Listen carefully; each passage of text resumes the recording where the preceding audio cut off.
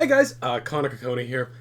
If you're not someone who lives in Japan and is actively reading the magazines that get released there, you may not interact with the one-shots that get released, much like I don't really ever interact with them. In Japan, one-shots are much more of a big deal because it's, a manga author getting to try and debut their new idea in the magazine, and then that one-shot can really determine whether it's successful or not and whether that's going to be a full-fledged series. A lot of time, if you go look at like a My Anime List page of an anime, you go look at the creator for it, you can see the one shot right there next to the actual series. I mean, tons of series start with a one shot and then just get turned into full on series because the first one shot actually did quite well. But not every one shot is actually intended to be for a full on series. Famously, Fujimoto releases a couple of one shots. Look Back, I think, being his most famous one, but they're one shots and that's it. They're just meant to be an entire story in one, something more akin to basically, poetry or, light short stories that we see here in the West. One shots are basically a mangaka's version of doing that. Obviously, doing a one shot is going to be a massive restriction on your storytelling. You're only doing so many pages. I mean, if you start getting a really, really long one shot, it's not really a one shot anymore. It's, you're writing a big story and you're just trying to cram it into one. When you're operating on a one shot, you're trying to figure out how can you make the best story and what would be a single chapter length. Of course, these are normally longer chapters. I mean, this is not going to be a fucking 20-page chapter. Most ones are going to be anywhere from 40 and beyond, but still, you're limiting yourself and you have to create the best story you can within that specification, and that creates a massive challenge, but in many ways, it can also help to create some of the best storytelling possible. In my limited experience with one-shots, I firmly believe that the best one-shot ever made was by the author of fucking Nisekoi, and that is Tokidoki.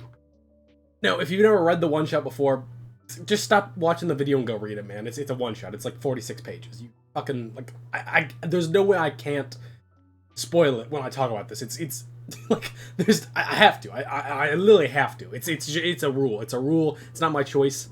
The big lawman said it. Okay, guys, I have to spoil it. But basically, it's about a guy that sees a girl and he's like, "Wow, she's a loser and kind of weird. I wonder why that is." So real, everyone knows you go for the loser girls. The ones that aren't losers, they're too good for you. So you got to go down. But basically, upon meeting her and kind of talking to her, he quickly realizes that, oh, she's not a loser. She's sick.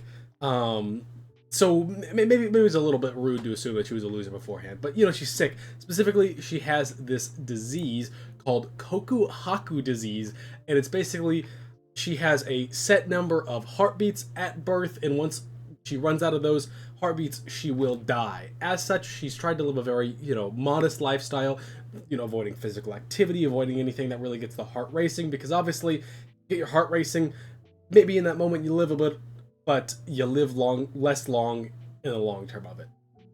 Of course, there's some immediate conflict there.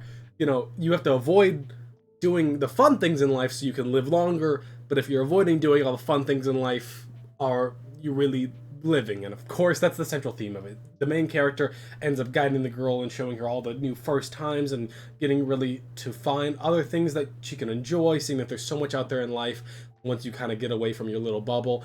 And of course, what makes this really good to me is, she ends up guiding her to the music group that he's in, and it goes to that, and they build up to this big concert, and of course, right then and there, that's when you find out that this whole time, even though the disease is a 1 in a million thing, the guy also has it too, and he's kept it from the girl this whole time, and now he only has like 15 minutes left to live, and he just wants her to go out and enjoy, don't think about how he's about to die, and live her best life, and that's exactly what she does.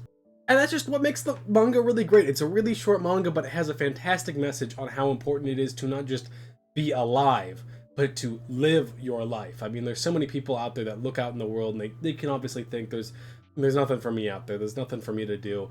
But even the simple things are really beautiful when you really think about it. Your life is going to be what you make out of it, and even if you're given this arbitrary limitation on your life, such as the characters in this that can only have so many heartbeats, you can still make the best with what you're given and try and live the best life that you possibly can. I think it's really beautiful. I always find stories on the human experience really touching, and I think this is a fantastic one on the human experience, and specifically, how mortality can be kind of a massive, it's incredibly scary for us, but it's also what makes our time so precious. And without that, you know, if we lived on forever, would the time that we live really be that special? Who knows? I just always find stories exploring that really, really enjoyable. And I think what I find most impressive about this is that the fucking Nisekoi author wrote that. I don't know, you know, have you guys, you know, seen or read Nisekoi? It's not exactly good. I'm sorry, ripping the band-aid off. I'm sure, you know, people got some nostalgia for that mid-2010s and anime nostalgia. It was kind of crazy, but it's not that good. It's one of those ones where it's like, wowie, I think the author could have really benefited from ending this 3 years ago. Just drags on for no fucking reason, because authors love to do that and milk it. So it's kind of just amazing to me that this guy can write such amazing works in such a small, you know, little package, but then for his like famous one, he had to absolutely bloat it to hell and ruin it. I don't really get it, but either way, I just really wanted to share this one shot. Again, if you watch this not reading it, what the fuck is your problem? It was 49 pages. Go fucking read it. Even now, still go read it. All right? Stop being fucking weird. You're not cool. You're just fucking stupid. Anyway, guys, thanks for watching. Peace.